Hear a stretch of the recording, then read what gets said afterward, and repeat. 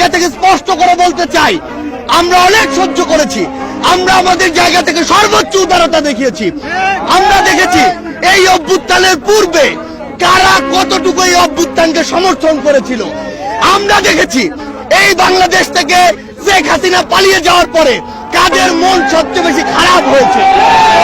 আমরা আমাদের জায়গা থেকে স্পষ্ট দেখেছি, যখন এই বাংলাদেশে অভ্যুত্থান পরবর্তী সময় একটি অস্থিতিশীল পরিবেশ হওয়ার কথা ছিল, তখন কিভাবে আমাদের এই মাদ্রাসার ভাইরা ওই মন্দিরে গিয়ে পাহারা দিয়েছে, কিভাবে 5ই আগস্ট রাতে সারা রাত ওই মন্দির পাহারা দিয়ে সকালে ফজরের নামাজ তার সামনে রাস্তায় পড়েছে।